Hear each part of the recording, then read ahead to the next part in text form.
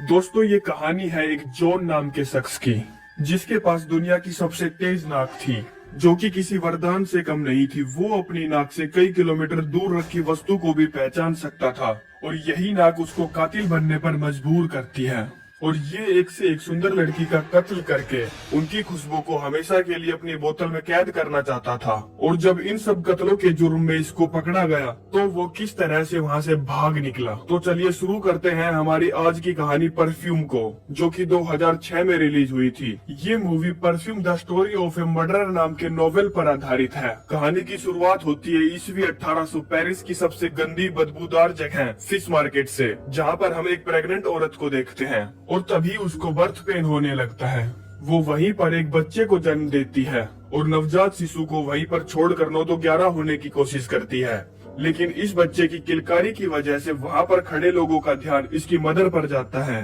अब कोर्ट द्वारा सजा के तौर पर इसे फांसी दी जाती है। दोस्तों इस बच्चे के पास एक तरह की और खासियत थी। जो भी कोई इस बच्चे का फायदा उठाकर इससे दूर जाने की कोशिश करता, उसकी दर्दनाक तरीके से मौत हो जाती थी, जैसे कि इसकी मदर की हुई।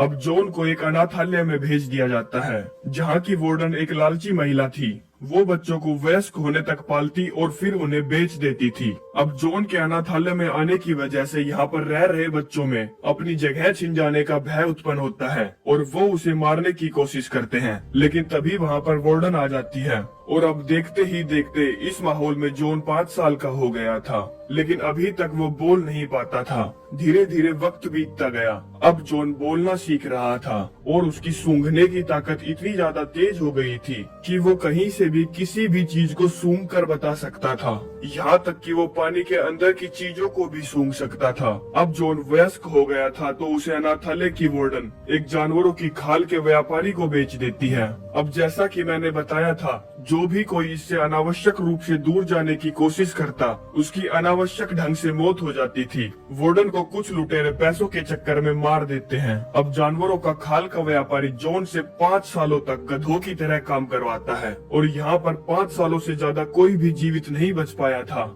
लेकिन जॉन ने यह साबित कर दिया था कि वो कितना मजबूत इंसान है। हर रोज दिन में 15 से 18 घंटे काम करना, जो कि उसे बहुत मजबूत इंसान बना देता है। उसकी इस तरह से काम के प्रति लगन देखकर उसका मालिक उसे सामान बेचने के लिए शहर लेकर जाता है, जहाँ पर वो नई नई तरह की खुशबू को सूंघता है, जो कि उसने इससे पहले कभी नहीं सूंघी थी। और इसी दौरान उसको एक खुशबू का एहसास होता है, जो उसने इससे पहले कभी नहीं सूंघी थी,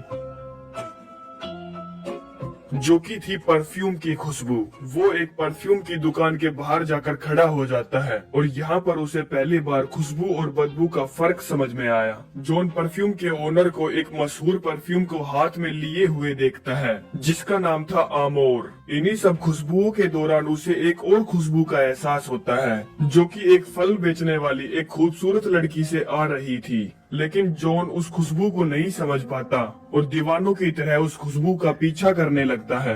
वो उस लड़की के पास पहुंचकर उसकी खुशबू को सूंघने लगता है। जॉन को ऐसा करता देख लड़की डर जाती है और उसे भिखारी समझकर कुछ फल दे देती है। जॉन इस खूबसूरत लड़की की खुशबू से इतना प्रभावित हो गया था कि वो उसके हाथ को पकड़कर बुरी तरह से सूंघने लगता है। खूबसूरत लड़की डर कर वहाँ से भाग जाती है, लेकिन जॉन की सूंघने की ताकत के बारे में तो हम सभी जानते ही हैं। वो उसकी खुशबू का पीछा करता है और उसके घर पहुँच जाता है और उसके करीब जाकर उसको सूंघने लगता है। लेकिन लड़की उसको देखकर चिल्लाने लगती है। वो जबरदस्ती उसको चुप कराने की कोशिश करता है, ताकि कोई उसे लड़की के साथ जबरदस्ती करते हुए देख ना ले। इसी वजह से उस लड़की का दम घुट जाता है और उसकी वही मौत हो जाती है। अब वो इस लड़की के शरीर की खुशबू को सूंघने लगता है, लेकिन लड़की की मौत हो जाने की वजह से इसके शरीर की खुशबू धीरे धीरे गायब हो रही थी। ये देखकर वो हैरान था कि इस लड़की की खुशबू धीरे धीरे क्यों गायब होती जा रही है। और अब शुरू होता है इस कहानी का दूसरा पड़ाव। पेरिस में परफ्यूम की दर्जनों दुकानें थी, जिनमें से एक था बाल्दिनी, जो कि इस शहर का कभी मशहूर परफ्यूमर हुआ करता था। लेकिन मार्केट मार्केट में नए नए परफ्यूम आने की वजह से इसका धंधा चौपट हो गया। अब बाल्दिनी का असिस्टेंट उस आमोर नाम के परफ्यूम का सैंपल लेकर आता है, लेकिन बाल्दिनी उसको इग्नोर कर देता है। हम देखते हैं कि रात हो जाने के बाद वो चोरी से उस परफ्यूम को बनाने की कोशिश करता है, जो कि इस शहर का सबसे मशहूर परफ्यूम था।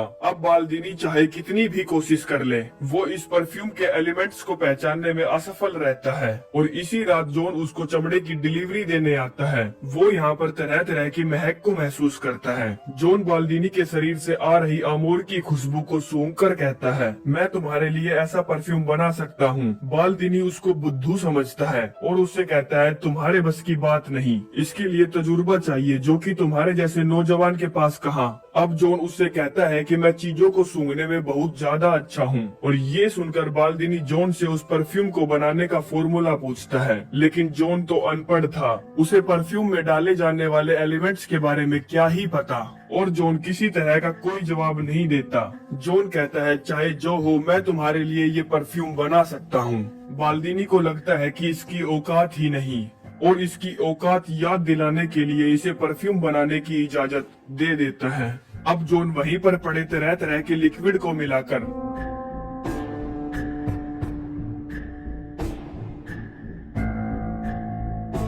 इस शहर का मशहूर परफ्यूम बना देता है। अब वो परफ्यूम बनाकर बाल्दिनी के सामने पेश करता है। कहता है कि ये परफ्यूम तो कुछ नहीं, मैं इससे भी बेहतर परफ्यूम बना सकता हूँ। अब वो फिर से एक और परफ्यूम बनाता है, जिसे सूंघकर बाल्दिनी को अपनी जवानी के दिन याद आ जाते हैं।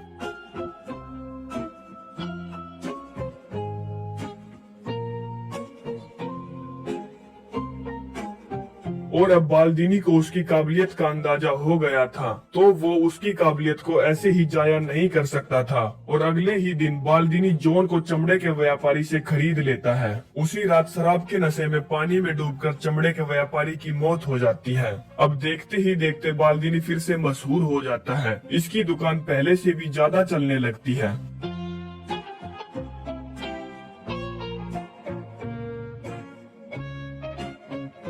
बाल्दिनी जॉन को एक सही तरीके से परफ्यूम बनाना सिखाता है, जहाँ पर वो बताता है कि परफ्यूम इन 12 एलिमेंट्स को अलग अलग तरीके से मिलाकर बनाया जाता है। लेकिन पुराने समय के इजिप्शियन का मानना था कि परफ्यूम 13 तरह की खुशबुओं को मिलाकर बनाया जाता है। और इसी तरह का एक मर्तबा इजिप्ट में मिला, और जब वो खुला तो पूरी धरती एक बार के लिए स्वर्ग में बदल गई थी। कहता है कि उस परफ्यूम के 12 एलिमेंट्स को पहचान लिया गया था, लेकिन 13वां एलिमेंट पहचाना ना जा सका। और कहता है कि अगर तुम 13वीं खुशबू बना लो तो दुनिया का कोई भी शख्स तुम्हारे सामने मंत्र मुग्ध होकर अपने घुटने टेक देगा।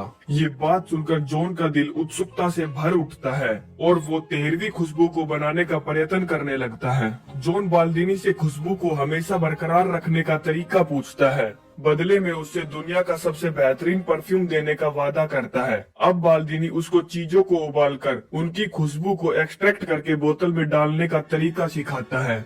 वो बताता है कि वो इस तरह से किसी भी वस्तु की खुशबू को एक्सट्रैक्ट कर सकता है। लेकिन जॉन तो था ही गधा। वो इसके अंदर आयरन और कॉपर को उबालकर उनकी खुशबू को एक्सट्रैक्ट करने की कोशिश करता है, और तो और एक बिल्ली की खुशबू को भी निकालने की कोशिश करता है।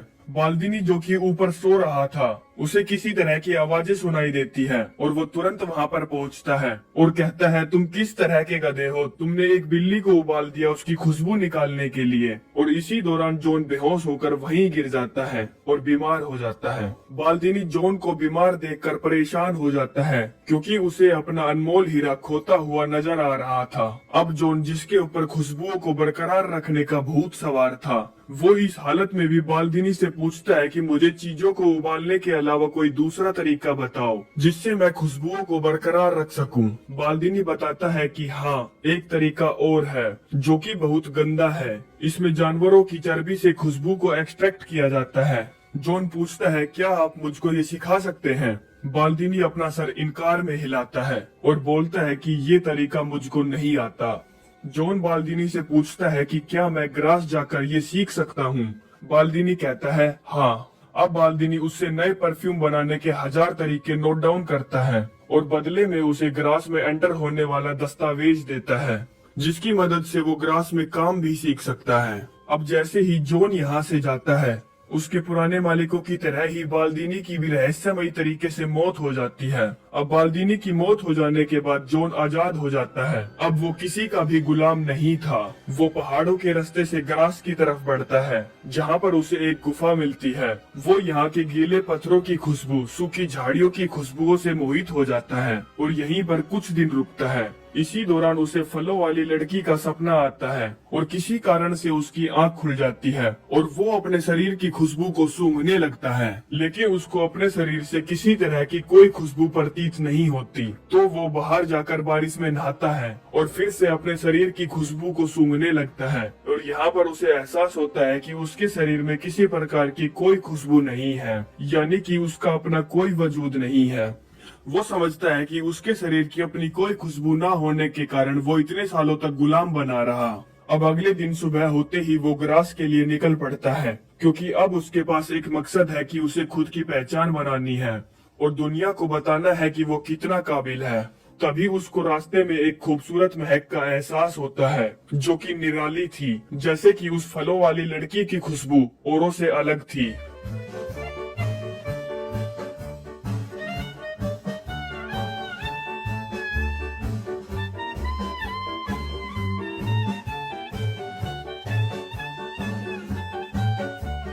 जॉन इस लड़की की खुशबू का पीछा करते हुए ग्रास में एंटर हो जाता है और इस लड़की के घर तक पहुंच जाता है, जो कि एक धनी व्यापारी की बेटी थी जिसका नाम था लोरा। जॉन यहाँ के एक व्यापारी के पास खुशबू को एक्सट्रैक्ट करने के दो तरीके सीखता है। एक तो जिसमें चीजों को उबालकर किसी भी चीज की खुशबू को निकाला जाता है, दूसरा जानवरों की चर्बी से किसी भी चीज की खुशबू को एक्सट्रैक्ट करना। जॉन रात में एक प्रोस्टिट्यूट के पास जाता है और उसको अपने ठिकाने पर लाकर अपना चर्बी वाला बैग खोलता है। उस चर्बी को वो उसके शरीर पर लपेटने लगता है, लेकिन प्रोस्टिट्यूट डर जाती है और उसके पैसे वहीं फेंक कर जाने लगती है। जॉन को अपनी मुर्गी यहाँ से जाती हुई दिखती है, तो वो उसके पीछे से उस पर हमला करता है। इसके बाद वो उसके शरीर पर चर्बी का लेप लगाता है और कुछ दिनों तक उसको ऐसे ही रखता है और अब वो इस लेप को इकट्ठा करके उबालता है।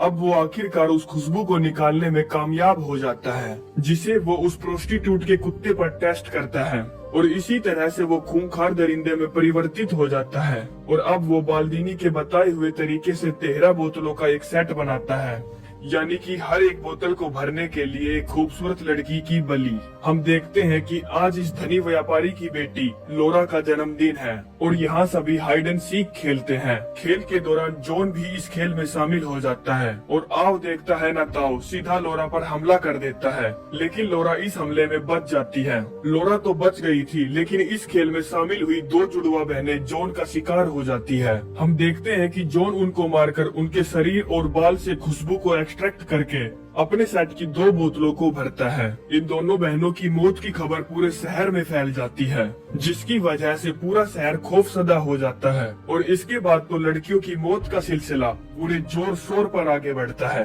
अब शहर में कर्फ्यू लगा दिया जाता है, जिससे लोग अपने घरों के बाहर बड़े बड़े ताले और लकड़ी के बड़े बड़े लकड़े लगा देते हैं। लेकिन कर्फ्यू लगाने से जॉन के ऊपर क्या ही फर्क पड़ने वाला था। वो खून पर खून करता रहता है। ऐसा करके वो अपने सेट की 12 बोतलें भर लेता है। अब उसे वो 13वीं खुशबू चाहिए थी, जो उसे सिर्फ लोरा दे सकती थी। और अब जब कर्फ्यू लगाने के बाद भी खून का सिलसिला नहीं रुकता, तब ये सभी खौफसदा लोग एक मीटिंग करते हैं। तभी वहाँ पर एक पैगंबर आता है। वो कहता है कि कातिल ने अपने गुनाह कबूल कर लिए, लेकिन लोरा के पिता को ये यकीन नहीं था कि ये वही कातिल है। और ये बात वो गवर्नर से कहता है। गवर्नर कहता है कि उसने सब कुछ कबूल कर तो लिया है, अब तुमको क्या चाहिए। लोरा का पिता कहता है कि हाँ, उसने सब कुछ कबूल कर लिया है, लेकिन उसको टॉर्चर किया गया था और मार के ही डर से उसने ये कबूल किया। और कहता है कि मुझे इस बात पर यकीन नहीं कि वो कातिल पकड़ा गया है। अब दूसरी तरफ हम देखते हैं लोरा और पूरा शहर उस कातिल के पकड़े जाने की खुशी में जश्न मना रहा है।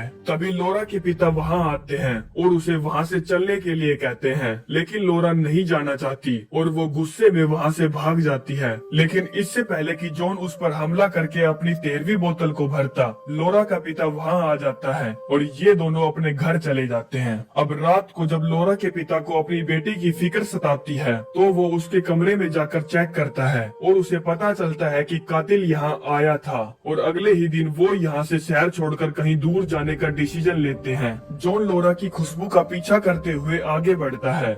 दूसरी तरफ हम देखते हैं कि उस प्रोस्टिट्यूट के कुत्ते ने अपने मालिक के बाल और कपड़ों को खोज निकाला था और अब जॉन के कातिल होने का सच उसके नए मालिक को पता चल जाता है। अब पुलिस के द्वारा छानबीन करने पर यहाँ से बाकी लड़कियों के बाल और कपड़े मिलते हैं। उधर लोरा और उसके पिता एक होटल में रुकते हैं जहाँ पर लोरा के पिता उसके कमरे को लॉक करके चाबी को अपने कमरे में रखते हैं ताकि उसकी बेटी लोरा सुरक्षित रहे। और अब कातिलों का कातिल जॉन वहाँ पहुँच जाता है और लोरा के कमरे की चाबी उठाकर उसके कमरे में प्रवेश करता है। अब अगले दिन जैसे ही लोरा के पिता उसके कमरे में झांकता है तो अपनी बेटी लोरा की लाश पाकर वहीं पर बुरी तरह से रोने लगता है। अब जॉन ने लोरा के शरीर की खुशबू निकाल ली थी जो कि उसके सेट की 13वीं बोतल थी।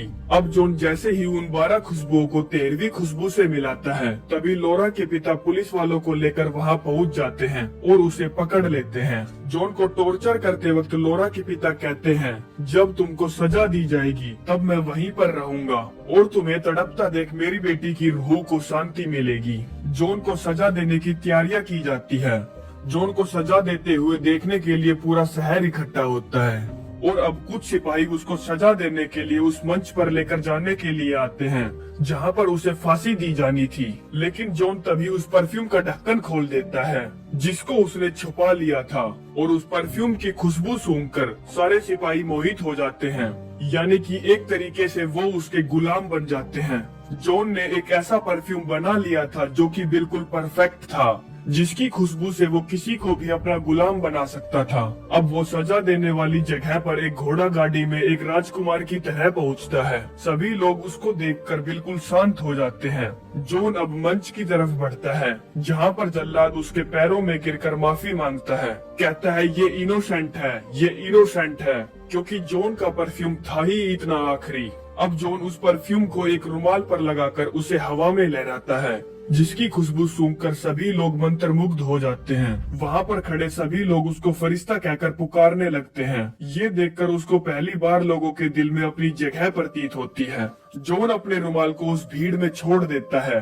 तभी वहाँ पर खड़े सभी लोग छोटे बड़े, काले गोरे, मोटे पतले काम वासना में लीन होने लगते हैं। इस दौरान जॉन को एहसास होता है कि उसने कभी प्यार को महसूस किया ही नहीं। जॉन चाहता था कि लोग उससे प्यार करें, लेकिन इस परफ्यूम की महक से वो समझ गया था कि लोग उससे नहीं, उसके परफ्यूम से प्यार कर रहे हैं और सोचता है क्या फायदा इस कामयाबी का जब कोई प्यार करने वाला ही नहीं है। और इसी दौरान जब सभी लोग अपनी काम वासना में लगे हुए थे, वो अपना झोला झंडा उठाकर शहर छोड़कर यहाँ से निकल जाता है। कुछ घंटों बाद जब इस परफ्यूम का नशा खत्म होता है तब पूरा शहर अपने आप को नंगा और बेइज्जत पाता है। इसी दिन लड़कियों के कत्ल के जुर्म में जॉन के इस नए मालिक को दोषी माना जाता है क्योंकि लड़कियों के बाल और कपड़े उसी के कारखाने में पाए गए थे। इसी के चलते उसको फांसी देकर मार दिया जाता है। उसके पास अभी भी इतना परफ्यूम था कि वो इस पूरे संसार को अपना गुलाम बना सकता था। वो किसी भी राजा से उसका राज्य छीन सकता था, किसी भी आर्मी को दूसरे देश पर हमला करने के लिए प्रेरित कर सकता था, वो दुनिया का सारा खजाना लूट सकता था। परंतु जॉन की सिर्फ एक ही दिली ख्वाहिश थी कि वो आम जनता की तरह खूब सारा ढेर सारा प्यार पा सके। जॉन अपने जन्म स्थान पेरिस की गंदी फिश मार्केट में पहुंचता है जहां पर उसकी मां ने उसको जन्म दिया था। वो वहां पर बैठे बेघर गरीबों को देखता है और ना जाने इस गधे के दिमाग में क्या आता है, वो सारा का सारा परफ्यूम अपने सर पर उड़ेल देता है। और आप सभी तो जानते ही हैं कि इस परफ्यूम की स्मेल कितनी कड़क है, जिसकी वजह से वहाँ पर मौजूद सारे इंसान उसकी तरफ आकर्षित होने लगते हैं और इस खुशबू के असर से वो सारे के सारे उसको नोच खाते हैं। कुछ ही समय में जॉन का इस धरती से अस्तित्व मिट जाता है। इस कहानी से हमें सीख मिलती है कि प्यार ही सिर्फ वो ताकत है जिससे हम दूसरे इंसान को जीत सकते हैं। अब जॉन को ही देख लो, उसके पास इतना परफ्यूम था कि वो पूरी दुनिया पर अपनी फतह का तिरंगा फैला सकता था, लेकिन उसको ये समझ में आ गया था कि वो सभी को अपने परफ्यूम की महक से गुलाम बना सकता है, लेकिन किसी से भी प्यार नहीं कर सकता, क्योंकि वो एक ऐसी ही दुनिया से आया था, ऐसे ही लोगों के बीच में रहता था जहाँ पर किसी को भी प्यार नाम के शब्द का महत्व ही नहीं पता था। और इसी के साथ ये खूब